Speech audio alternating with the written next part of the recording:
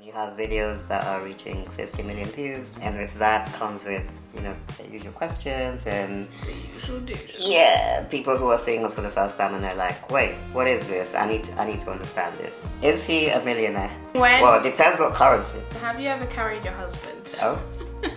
You always say, ask us anything, but when we do, you don't like it and avoid answering. How do you all deal with all the negative comments? Does it ever hurt you? Dry your eyes, baby girl.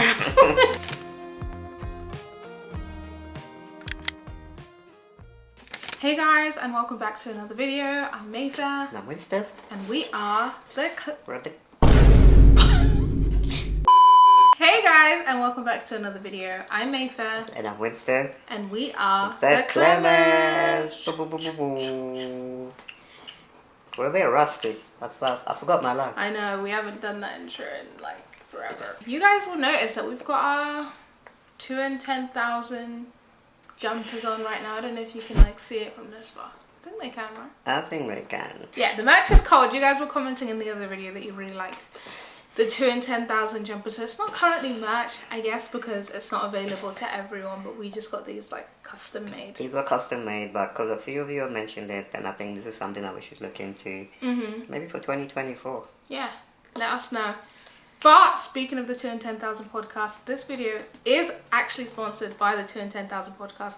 So in this video, we're going to get into basically a Q&A. If you don't know, we basically blew up and went viral on TikTok and on Instagram. And by viral, we mean, I think one of our videos has like 55 million views. And obviously when you go viral, like you get a lot of the questions that like, if you're an OG subscriber here, if you're someone who's been watching us for some time, you don't really ask us these questions because you know basically they've been with us. Yeah, they've been with us since day one. But when you have videos that are reaching 50 million views, then that means you're probably reaching a new part of the internet. And with that comes with the usual questions and people who are seeing us for the first time and they're like, wait, what is this? I need to understand this. What the hell is even that? So those are the type of questions we're going to be diving into today. Exactly. But before we go ahead and do that, like we said, this video is sponsored by the 2 and 10,000 podcast. So unless you've been living under a rock,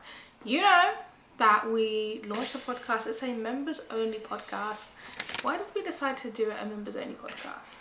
Because we wanted this to be a very exclusive and also a safe space. Yes. To have conversations where we can go a little bit deeper than maybe we can on a public platform. Much deeper. Like if you see some of the comments, if you're part of the 2 and 10,000 podcast community, which, by the way, shout out to you if you are, like it's such a special place, but some of the comments are so deep. Like it's people sharing their personal stories of mistakes that they've made in their marriage, things that have worked within their marriage, people on like so many personal comments, and that's what we wanted it to be. We wanted it to be a space that felt personal.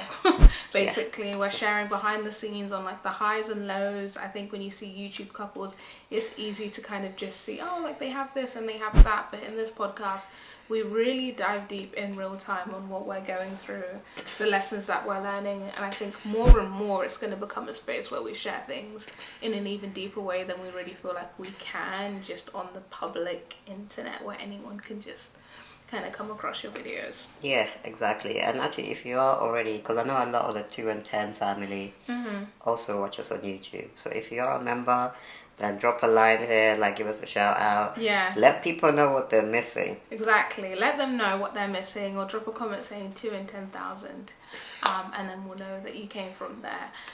So in order to sign up to join the podcast, it's really simple. We have a link that is always in our description, so you can just go ahead and click that. We'll also put the link here on screen. I think it's patreon.com/2 and 10,000. We basically have 2 membership options that are available. We did do a founders launch, which allowed you to get in for $2, only $2 a month.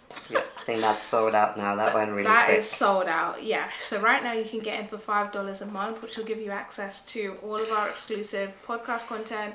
And you guys will see if you watched our behind the scenes podcast. This is it's a highly produced podcast. Like the quality, you won't beat it. It's better than the quality on here. Like it's just professionally produced. You can listen on audio if you're someone who listens to podcasts while you're in the car.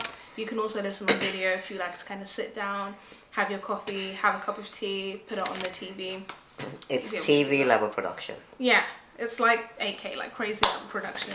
So yeah, $5 a month will get you all of that, and we're always improving as well. Like, we're always going to be adding more features. So what you're getting right now, the 2 podcast episodes a month, is just the minimum. We're going to keep adding to that, and you can also sign up as a premium member for $9 a month, which will also give you the opportunity to actually come and be part of a live recording with us. If you're already a premium member, then look out in your inbox, because we will be sending an invitation for you guys to join us live in Atlanta to be part of the podcast recording. And you also have exclusive access to us. I personally message each and every person that signs up as a premium member. I inbox them and just give them the chance to let them know a bit more about us and see how we can support you further. And a really, really exciting thing that we now have access to is annual membership. Where you get a huge discount, right? I think it's... Yeah, so you get a huge discount. So I think you save like 15% when you sign up as an annual member. And if you're the type of person that doesn't kind of like reoccurring payments, annual membership will just allow you to pay one time. I think if you are a standard member where you'd usually pay $5 a month, you can just pay $45 one time. You're good, you're set for the year. This would be a perfect present if you know someone who's a newlywed, because we talk so much about information that I think we wish we had going into marriage. So if you know a couple who are newlywed, skip the cheap glasses and get them a membership for the 2 and 10,000 community, where they'll be able to access the podcast content for a full year. Buy a membership for your partner, for your wife, for your girlfriend, for your boyfriend, for your husband. And yeah, that would just make it way easier. You're not worrying about the recurring payments month by month. You can just whack it out for the year. And if you are already a member, you can switch to annual membership at any time. Yeah, so to summarize, definitely sign up if you want exclusive access to all these deeper conversations that we're having about marriage and about business. And I think also the community aspect of it is amazing and growing with the events and the meetups. I think they're going to be a natural follow-on from the 2 and 10,000. Yeah, and definitely in 2024 we're going to be actually doing Zoom calls. I think our heart is like, we've just been craving going deeper with our community, not just having a one-way conversation where it's us or the camera's talking to you, but a two-way conversation where we're hearing your stories, hearing your wisdom, hearing your questions as well. So that's what it's all about. Check it out, links in the description, and we can't wait to see you guys over there. See you there. See you there. Okay, let's dive into this Q&A. And like we said, some of these questions might be familiar if you're an OG CFAM member, but there's a few interesting ones in there as well. There are. Half of them are like, I won't say troll comments, but they're from people who are like, they're not like regular CFAM members. Yeah, you'll see. Okay, and here's an example. Question 1. Is he a millionaire? I'm guessing. He. Yeah. Why is it to me? Are you a millionaire? Is he a millionaire? I presume that's to you. Currently, my husband is not a millionaire. Jay broke. Well, it depends what currency. Depends what currency, that's true. When we met, you definitely weren't a millionaire. And I think this just kind of comes from the perception, again, that we've had that, like, I must be a gold digger. Like, if you're with someone who is differently abled or has a disability, then it must be because you're with them for financial gain. Which is weird, too, because I think it's misguided as well. Because I personally, like, and this is in the UK, when I studied law, I actually volunteered at basically like a legal clinic where members of the public come in and they basically get advice on like their legal matters. And a lot of people who came in had disabilities where they got some sort of like payment per month, and it is chump change. Like, these people were coming to us because like it was not enough to live off of. It was barely enough to afford like basic care, like if they needed carers and things like that. So I guess it's like a misconception that you randomly get a huge check from the government if you have a disability, which is just not the reality. We don't get any money like from the government. Definitely not from the US government. Not from the US government. So no, he wasn't a millionaire. We were both building and growing our businesses, and I think like when you get married and you've been married for a minute, you realize like you have times. There'll be times when you're up, there'll be times when I'm up, and you just support each other. Yeah. Like our finances are joint finances, and I've leaned on him at times. He leans on me at times. We're a team, and I am not a gold digger. I don't know how many ways to spin the plate. Yeah, and I mean, we've got a background even before starting a business together where you studied law, I studied computer science, and we could have forged careers in those industries as well. Yeah. Which I imagine would pay a little bit better than a disability check. Yeah, they would. So, not knocking that if that is, what someone is able to get.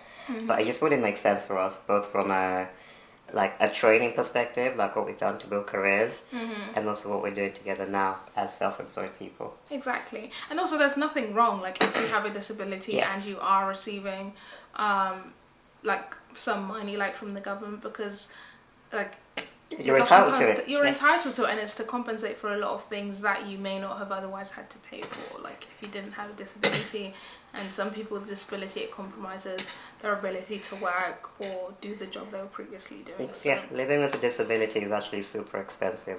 They call it a disability tax. So, that money is there for a reason, to address a, inequity that exists in society. And it's just a shame that people then take that and say, that's, what people are aiming for. No one's aiming for that. So, yeah. All right, question 2. You never picked mine, but here goes. So, congratulations, you've been picked today. You got picked. This better be a good one. Have you ever carried your husband? Oh? Yeah, short answer, yes, I have. Yeah, look at it. Short answer, yes, I have. Like, for example, I think a lot of the times it's like if we're in like a foreign country and we're transferring into a vehicle. We're transferring into a vehicle, then I'll help Winston by like carrying him onto his chair. Yeah. And you can, because I'm not that heavy. Yeah, you're not that heavy. Yeah, accessibility equipment is really important for people like living with a disability, to ensure that they do have the independence to do like what they need to do without someone else's assistance, if that's what they want to do. So definitely in our home, we try and make sure everything is accessible as possible, and you can do everything that you need to. But like I said, unfortunately, we live in a world that is not ideal in terms of accommodating people with disabilities. So in those instances, there are times that have arisen that I've like had to help and carry Winston, and I do not mind doing it like at all. Again, it's like, I feel like when you understand truly what love is and what marriage is, like those things are so small. In the same way,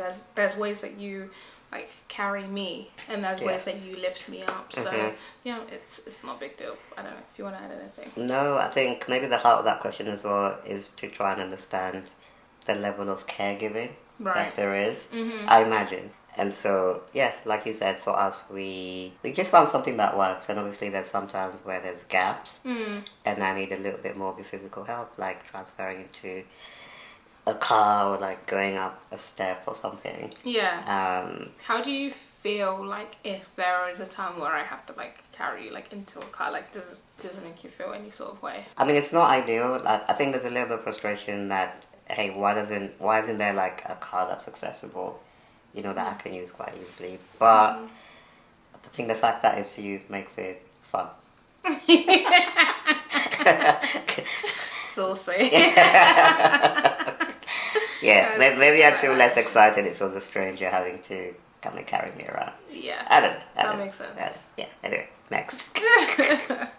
Number 3. There was actually a few of these questions, and if you're an OG member, you're probably going to be rolling your eyes. Let's all roll our eyes together when I read the question. How do you have sex?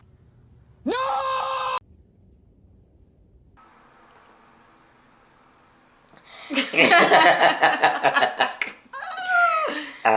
We've answered this a number of ways. Our favorite kind of like way to do it is like if we...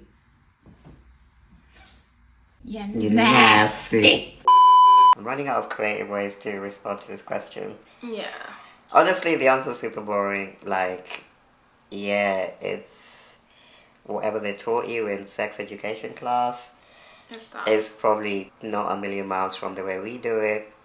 And yeah, again, this comes from a preconception that people with disabilities could not have a normal intimate life, or just enjoy romance and things like that. And of course there are, like we said before, there are adjustments that we have to make, because obviously I'm in a wheelchair, you're not, and so we kind of figure out how to be with each other and how to accommodate to each other's bodies.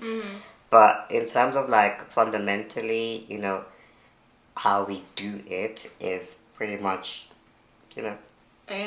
bog standard. And I think on our podcast we actually just released an episode, I think it would have been the one that just released before this comes out, talking about why sex matters within marriage.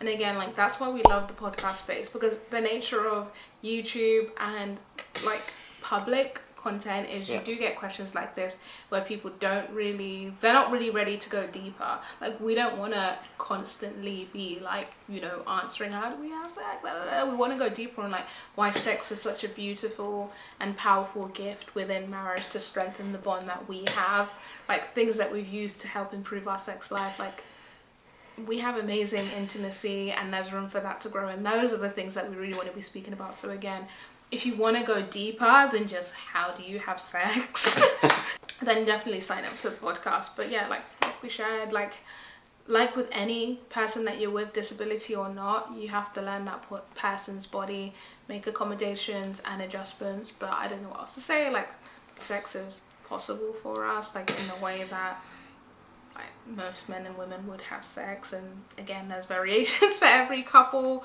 And yeah, there's not really much else to say about that. Google it. I think this next one's for you. Fave basketballer. Yeah, who's your favorite? Well, do you know, I didn't expect that question. Yeah, why? But I mean, how did they even know that I like basketball?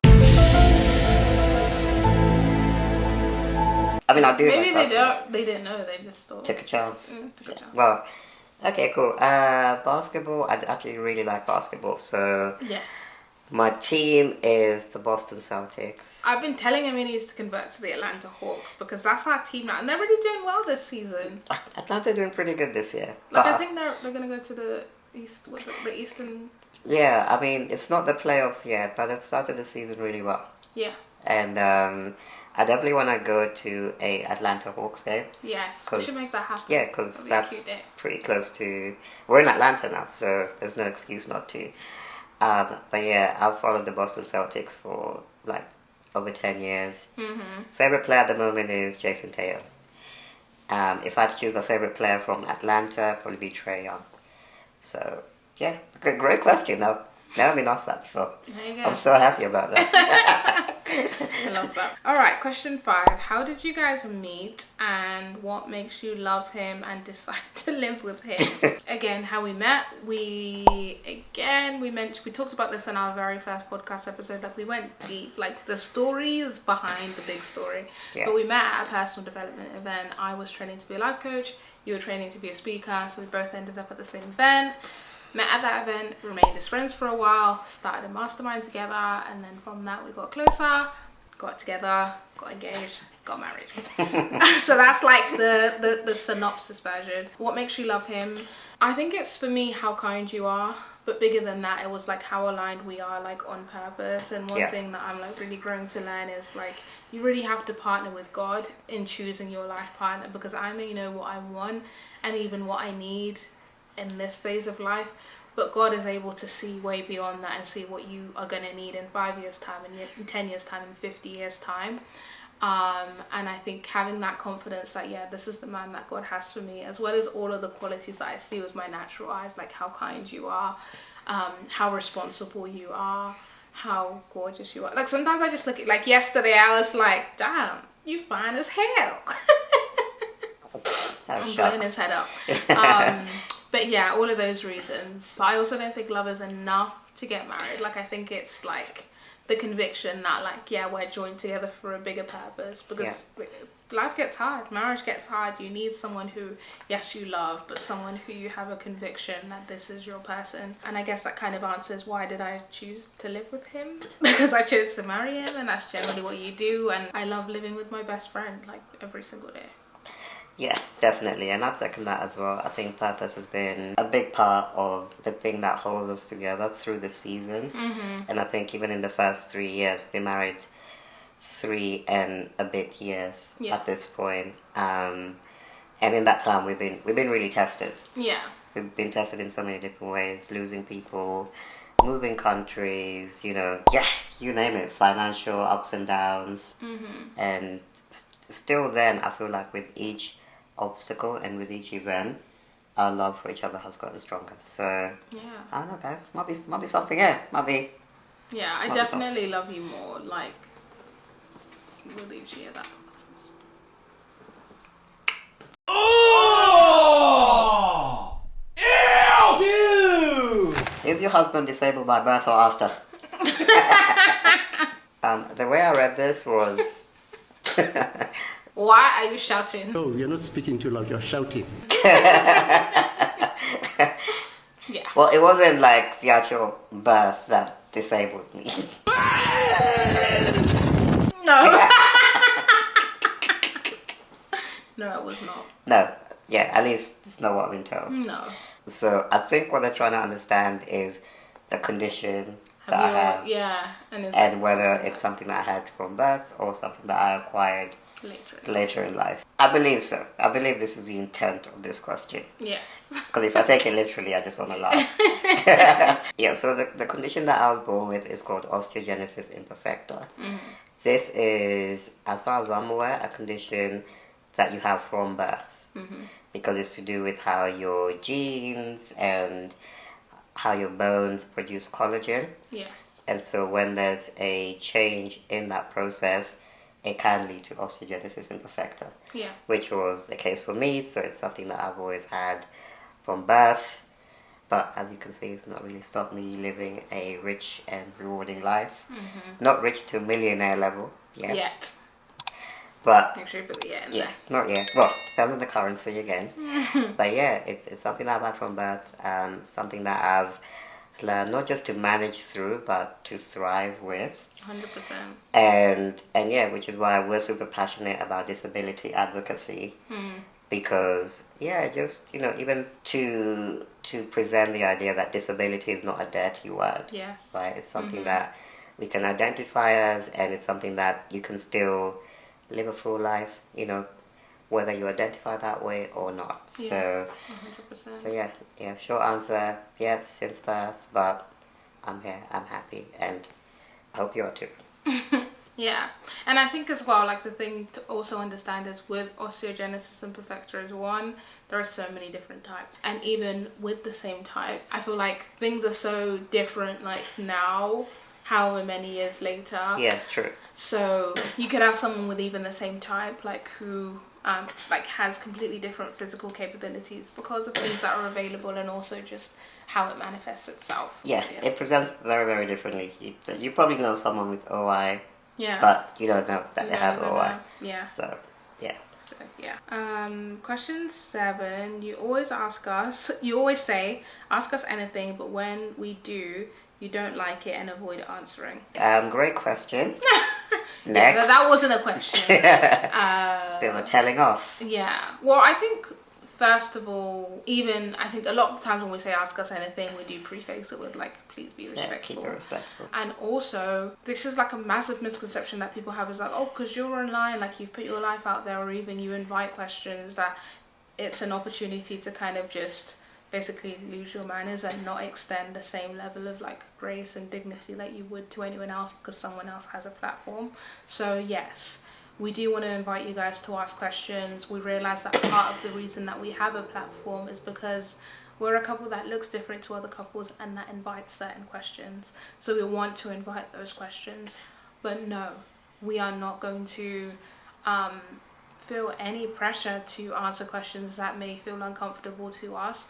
And also, I think sometimes, like, when you're still going through something, it's not even wise like to go out and like speak and answer questions about it if you're not ready to. And also there are certain parts of our life, like yes, we have a public platform, but there are certain parts of our lives which we do keep private. There are certain parts of our life which we do protect, especially when it comes to like, you know, our children, our wider family, because that's our responsibility first. Like our responsibility is to our family first, to our children first, and then to this platform. Because in the same way that you go out to your 9 to 5 and you wouldn't expect your boss to feel like they have access to every area of your life, it's the same thing with us with YouTube. Like it's a platform for us, we love it, but it is also work, and we do draw lines and boundaries, and that will always be the case. And I don't want to start ranting here, but if you're not comfortable with that, there are plenty of platforms that will diverge the most personal details of their life, and you can go ahead and go over here. But here we are going to share in a way that we hope is useful, helpful, but never in a way that compromises us or compromises our privacy. So that's that. And if you want anything, You tell them, sister. excuse me. Okay, what do you do for work? We kind of touched on that a little bit. So I studied computer science at, you know, university or college, whatever you want to call it. And then I had like a 8-9 year career in technology, working as a programmer, you know, different big companies, did that.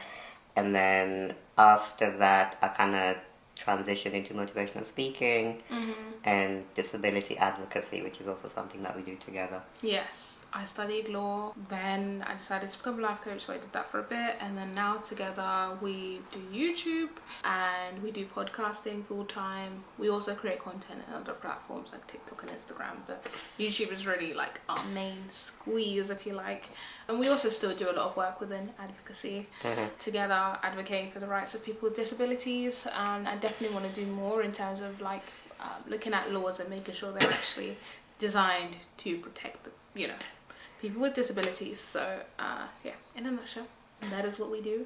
Again, we have a podcast episode on how to this might be coming out soon. It's how to turn your passion into profit. So it kind of details more about how we were able to turn the things that we love, content creation and coaching and personal development, into careers. And we also share some really practical tips on how you can do the same. So go ahead and sign up to the 2 and 10,000 podcast, because I'm telling you, if you are interested in anything faith, marriage, business, this is the place for you. And we keep it practical every single time.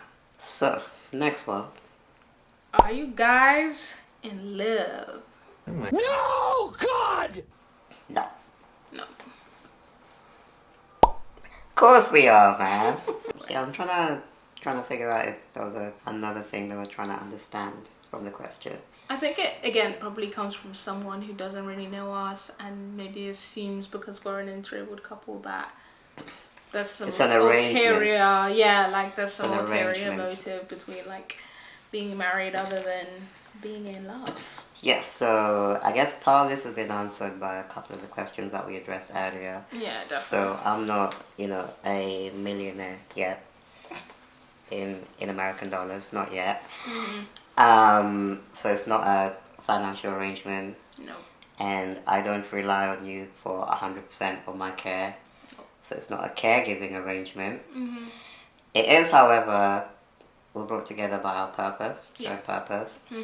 Like we've shared a little bit about what that is. So I guess short answer to the question, not only do I love you, I also like you and I want you.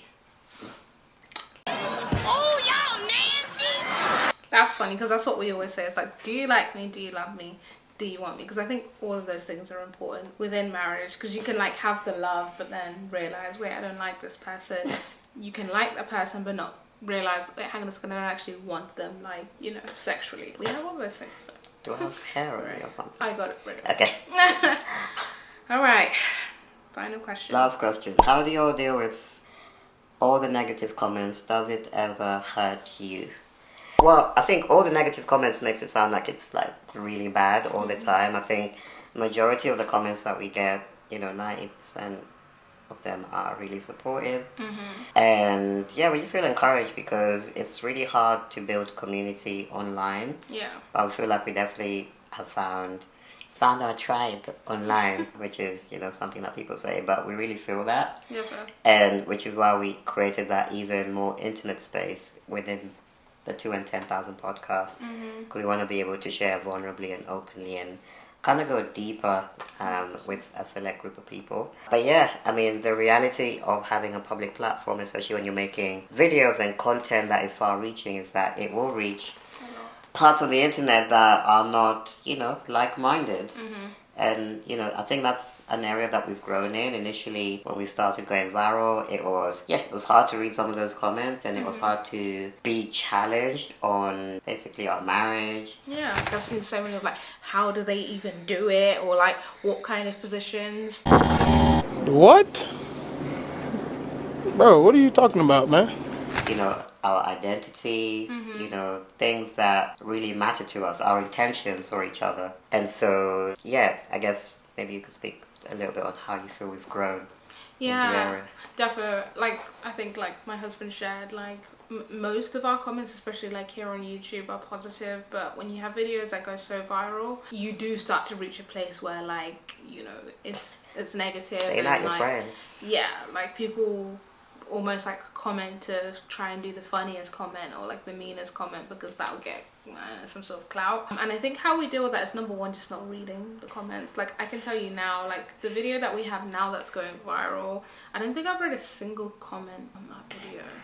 So I think it's just like, yeah, doing things like that to protect your mental health. Like, I'm not logging onto Instagram and like constantly, I know the comments are coming because we obviously have to log in to like post stuff for work and, you know, interact with friends, businesses there, whatever. So we know that they're coming in. But the minute that I'm like, oh, okay, this is reaching an area of the internet that's the riffraffs, I'm like, okay, cool, I'm checking out with this. Like, I'm not gonna like constantly read that. And I think sometimes like they do hurt. Like, there was one particular comment, she reposted a video actually, and that's how I saw it because it was like a story mention, and she just posted something horrible. Like, I'm not even gonna repeat it, but I commented and I was like, wow, like, and I think she was, you know, a woman of faith. So I commented like, wow, is this what your faith teaches you? And she was like, oh no, it's not, I was just trolling. I'll try and put a screenshot here or something. She's like, no, I just be trolling. And I was like, wow, like, you're someone who proclaims to be someone who's like of a faith, and yeah, sometimes I'll reply if it's like that, but most of the time, like, I just don't give it my energy. Does it ever hurt us? I mean, yeah, like reading comments about people questioning your marriage, questioning the love that you have, speaking like negatively, like about you, like derogatory terms, like whatever, like it does hurt. But I think I just remember that like people just want somewhere to direct their hate, and also like it's part of a bigger issue. Like, it's not us that they have an issue with, it's ableism, you know, people with disabilities being in healthy romantic relationships that they have an issue with. And that just for us reminds us that we still have work to do to advocate for, you know, relationships that look like ours. And I don't take it personal because, again, if you go on another couple's video who look like us, or, you know, a couple who both have disabilities, they'll be receiving the exact same comments. So these people are just unoriginal. So I'm like, okay, like, it's not personal. You just can't even bother to think of something that's actually original. And also, we also get paid for this work. So, like, you know, you taking the time out to write like a long fat paragraph abusive, of hate, abusive, like, I'm like, okay, like, tell them to bring me my money. You just spend 10 minutes of your life doing that for free, and then I get paid to be on this paid for that because like, I did. Yeah, like, I get to be at home like with my babies and, you know, looking after my family and getting paid because someone like you doesn't have anything better to do than to put paragraphs of hate. Like, so thank you very much. So on my worst days, I remember that, like, you know, dry your eyes, baby girl. If you can make a living from something that, you know, is aligned with your purpose, then I think that's the best place to be. And we're so fortunate to do that. And yeah, I mean, we of course are people in our community. We know the people in our community who are for us. Yeah. And, you know, whenever there's a new video going out, you know, a lot of you will jump on the premiere, for example, and we can comment to you on there. Yeah. Or you'll be one of the first people to comment on a video, and we'll quickly, you know, reply to you as quick as we can. Yeah. But also having that balance of, we don't want to be too much in the comments because we know, like you said, sometimes it can reach a different part of the internet where it turns a little bit nasty, and we just don't need to be exposing ourselves to that. So, yeah, we protect ourselves so that we can keep showing up for you, the people who are really part of our community, because those things can weigh you down. That's the reality of them. So we have to protect our own hearts and our own minds so we can keep showing up here. And for the people who truly do support us, we love you so much. Like, I can't emphasize how much you guys have changed our lives. Like, whether it's just the comments that you give, but even things like where we moved to a completely new country, we set up a registry.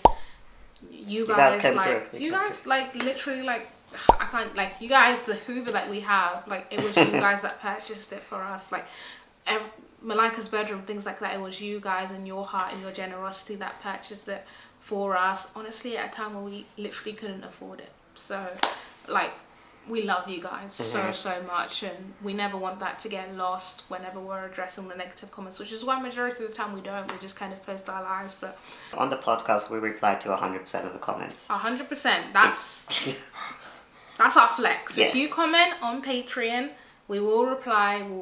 I even give it time. Like, if you write a paragraph, I'm gonna write you a paragraph back. Yeah, and that's why we create that space, because our heart is to reply to comments and is to engage and build relationships and get to know you all as well. So we can do that on Patreon with it, you know, feeling safe and feeling like, hey, the guys and girls who are here, they're for us. Guys and gals. Guys and gals. Definitely. So join Patreon, join the podcast. Yes, head to the link in our description. Sign up monthly or sign up annually if you want to save yourself some money. We love you guys. Thanks for tuning in as always, and we'll see you in another video. Bye, CFAM. Bye, CFAM.